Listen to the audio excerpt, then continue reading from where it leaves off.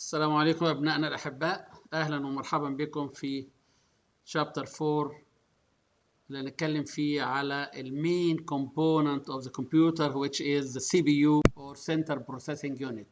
The objective of this lesson is to identify the different components of the CPU, is to understand how program is executed inside the computer, and to know how data is represented in the computer memory, and how the computer fetch or find the instruction and execute it and store the result. Describe the main component of microcomputer system or the motherboard. List the measure of computer processing speed and explain the approaches that how to increase the speed of the processing. I want you to know this general architecture of a computer, which consists of four main components: input, processing, output, and secondary auxiliary storage. In the heart, you can distinguish the CPU, which contains three main parts. That's the control unit, the ALU or arithmetic logic unit, and a high-speed memory called the register. We have two types of storage: internal storage or external storage. You can call it internal or primary, or too short, memory, which stores the data temporarily that it loses its content of the cut-off electricity. The CPU refers to it for both program instruction and data. Secondary storage, this is non-volatile storage that it doesn't lose its content of the cut-off electricity. It's a long-term storage. A CPU and the memory. The CPU cannot process data directly from the memory, from the input device. It must reside first in memory, must fetch the instruction and put it in the memory. The control unit retrieve data from a disk and move it into memory. Then the item or the CPU look for the instruction in the arithmetic logic unit, process this instruction, and keep the result in a storage or send it to the output device.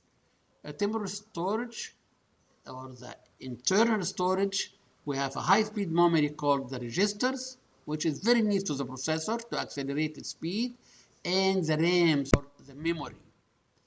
How the CPU executes instruction? We have four steps.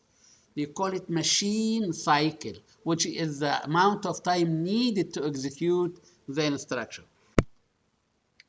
What is the system clock? The clock, it is like the heart in the human being. It synchronizes all the operation. The CPU execute a new instruction with a new input pulse from the clock. Each memory location has an address, which is a unique number, much like the mailbox may contain only one or zeros.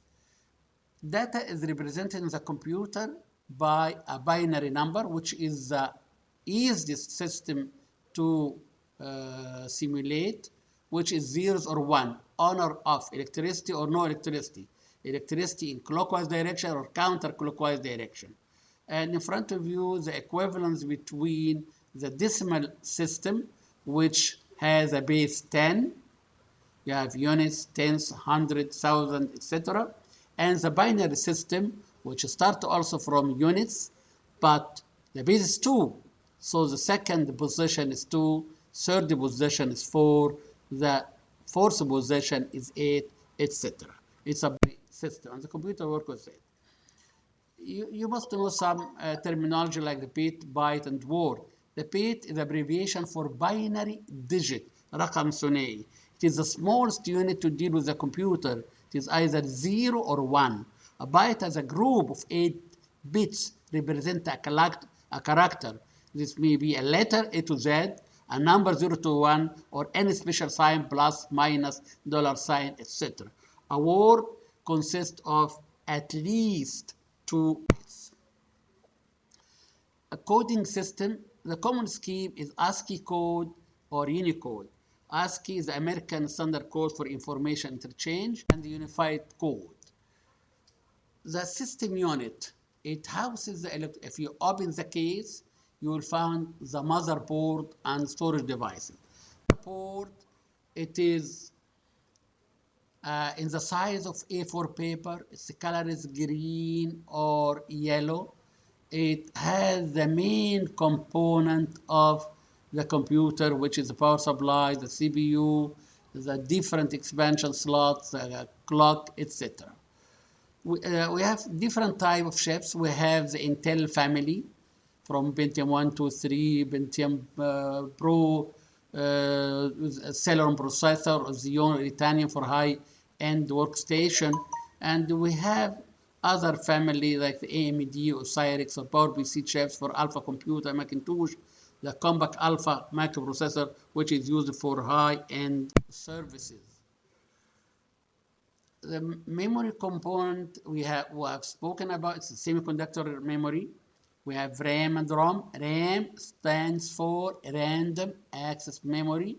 ROM is read-only memory. The RAM is volatile. ROM is non-volatile. Volatile means it loses content with the cut of electricity, but ROM is non-volatile. It doesn't lose its content with the cut of electricity. We have the high-speed memory, which is a flash memory. Computer is working with a digital system, so the CPU is communicating with different expansion slots and the memory through a bus. This bus, we have 3 types of bus. We have data bus, we have address bus, and we have a control bus. You can distinguish some vocabulary related to the bus widths. This is the number of electrical buses to carry data. It is measured in bits, 8, 16, 32 bits. The bus speed, which is measured in megahertz. The expansion buses, which allow you to add peripheral device to system, sometimes called expansion board. You have different ports, communication port. You have serial port, COM port, you have parallel port, you have keyboard port, audio port, and you have expansion buses. Computer processing speed. It is the number of instructions measured in which is executed per second. The speed may be in millisecond, microsecond, nanosecond. Modern computer have reached nanosecond. Have also picosecond, which is 1 trillionth per second.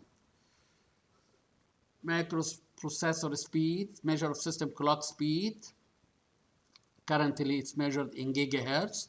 Is billions of machine cycle per second. Some old PCs work in megahertz. Another performance measure, for mainframe, we measure the performance of computer in million instructions per second. A cache memory is a temporary storage area which allows you to speed up data transfer within the computer.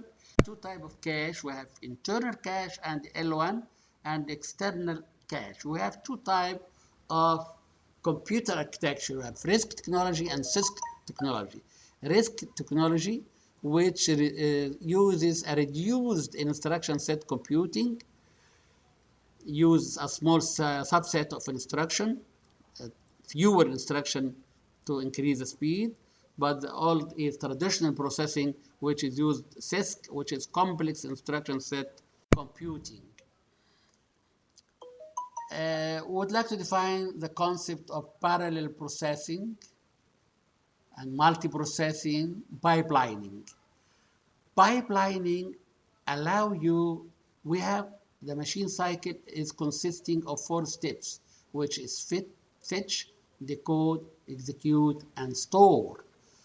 In pipelining, you can start executing or fetching a new instruction while you didn't finish yet the previous instruction. That's to say you have first instruction, you fetched it. When you move it to the code, at the same time, you can fetch a new instruction. When it comes to the code to execute, so this fetch go to the code and receive a new instruction. It's called pipelining. Parallel processing, you can have quad processor on a motherboard. So you use multiple